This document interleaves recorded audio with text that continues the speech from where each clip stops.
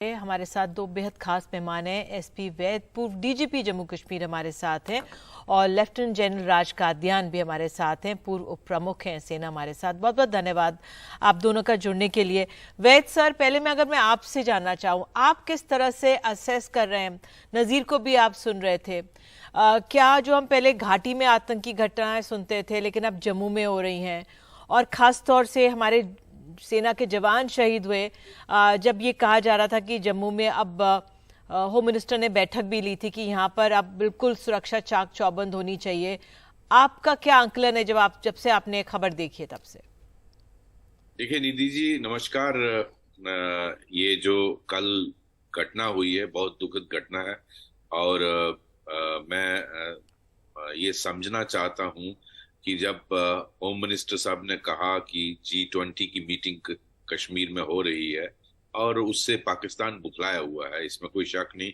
वो दुनिया के सभी देशों में जाकर पाकिस्तान हिंदुस्तान के खिलाफ बोल रहा है कि वहाँ कैसे मीटिंग हो रही है, और उसका साथ चाइना भी दे रहा है, और इन दोनों देशों ने इसमें ऑब्जेक्ट किया, और लेकिन भारत ने उन दोनों का ऑब्जेक्शन को रिजेक्ट किया। और ये कोशिश जो कल वाला हमला है, ये बेसिकली वो जो नैरेटिव है कि यहाँ 370 हटने के बाद हालात बेहतर हुए हैं, उसको पंक्चर करने की कोशिश की जा रही है कि हम हमला जहां चाहे कर सकते हैं और इवन फौज पर कर सकते हैं।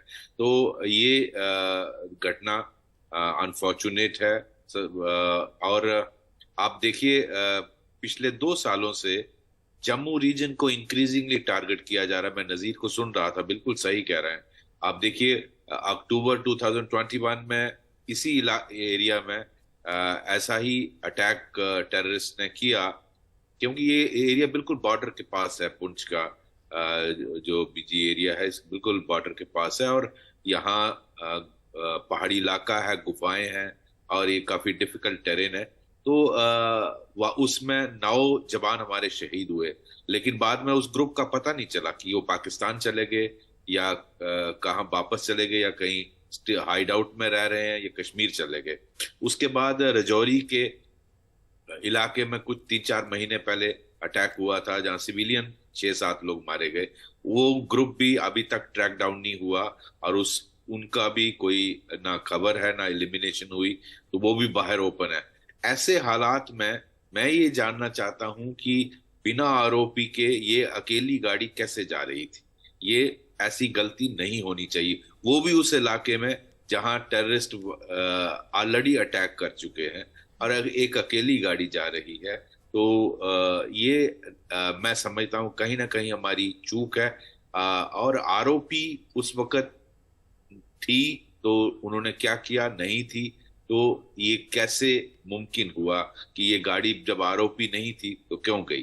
तो ये मैं समझता हूं एक चिंता का विषय है, और जो सीनियर आर्मी कमांडर्स हैं वो इसका संज्ञान लेंगे। और दूसरा देखिए, पाकिस्तान के जो नीयत है उसमें बदलाव नहीं आया है। उसकी जो पॉलिसी है भारत को बर्बाद करना, ब्लीड इंडिया बाय जी, थाउजेंड, उस पे मैं आती हूँ सर, उस पे मैं आती हूँ, लेकिन आपने दो बहुत अहम सवाल भी उठाए हैं और हम वही समझने की कोशिश कर रहे हैं। लेफ्टिनेंट जनरल कादियान सर, आपका क्या असेसमेंट है? अभी हमने, अब आप भी सुन ही रहे होंगे नज़ीर को, सर वैद सर को भी आप सुन रहे थे, क्या हम और पुख्ता कर सकते हैं सुरक्षा अपने सैनिकों की इस तरह के एरियाज में जो बिल्कुल बॉर्डर के करीब हैं? और जनवरी में भी यहाँ पर हुआ था एक छोटा सा, वहाँ पे तभी भी हुआ और अब ये हो गया है। किन चीज़ों को हमें सुनिश्चित करना है, क्या चैलेंजेस बने हुए हैं? निधि जी, पिछले 3-4 साल में जब से 370 हटाया है तो सुरक्षा कर्मी घाटी में बहुत इफेक्टिव है। वहां आतंकवाद बहुत हद तक कम हो गया। तो आतंकवादी अब पीर पंजाब के तक्षशिल में, जो पुंछ और रजौरी एरिया है, वहां पर हमले कर रहे हैं। ये पहला हमला नहीं। जहां तक सुरक्षा का सवाल है, फौज पूरी एहतियात बरतती है, लेकिन अगर आप वास्तविकता देखें तो जम्मू से पुंछ करीब 225 किलोमीटर का फासला है, पहाड़ी इलाका है, जंगल है। कल तो मौसम भी खराब था, कई बार होता है।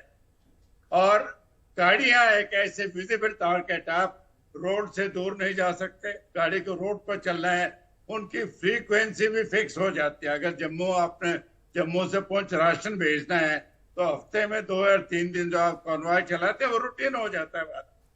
लेकिन ये भी सही है कि जब भी हमला ऐसा कामयाब होता है, वो शायद 8-9 हमले फेल भी हो चुके हैं, वो मीडिया में आते नहीं। तो इसमें सुरक्षा कर्मियों की सुरक्षा में कोई कमी मानना सही नहीं है। ये तो आतंकवादी हैं कौन, वो चाबी भरे हुए वो ज़ॉम्बीज हैं जिनको मोटिवेट किया हुआ है, जिनको इंडोक्ट्रिनेट किया हुआ है, वो मारने पर आमादे हैं, मरने के लिए तैयार है। 100% प्रोटेक्शन हो ही नहीं सकती। 5 हमारे साथी मरे हैं, हमारी संवेदना परिवारों के साथ। बड़ी अच्छी बात है, पंजाब सरकार ने 1-1 करोड़ का मुआवजा दिया है। आदमी को वापस लाना मुमकिन नहीं है, लेकिन कम से कम परिजनों को सुख से जीवन बिताने का मौका मिलेगा।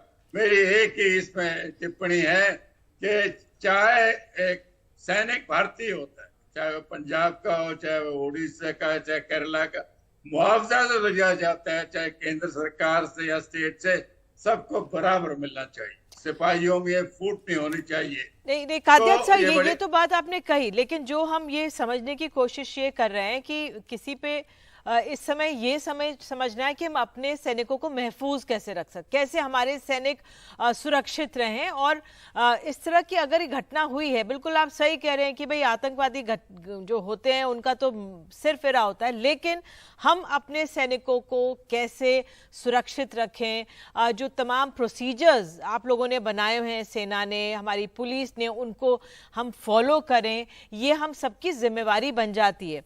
मैं इसलिए भी वैद सर समझना आपसे ये भी चाह रही थी कि अब देखिए G20 की बैठक होने वाली है, गृह मंत्री ने बैठक ली और उन्होंने कहा कि भाई अगले 3 महीने तक बिल्कुल भी आप ध्यान रखें।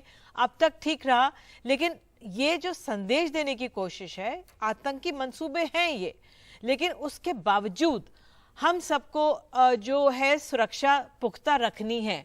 उस लिहाज से आपको क्या लगता है, क्या किया जा सकता है?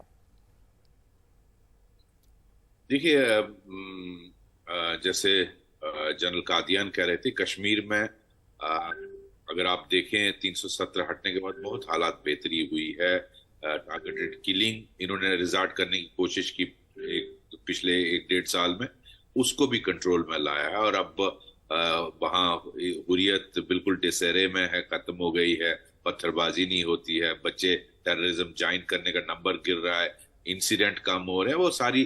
तो उससे पाकिस्तान को परेशानी तो जरूर हो रही है और उनके दिल में कोई तब्दीली नहीं आई है। भारत की तरफ नफरत, भारत के लिए जो गजबा हिंद करना है, जिहाद लॉन्च की है, ब्लीड इंडिया बाय था, उसमें कोई तब्दीली नहीं आई है।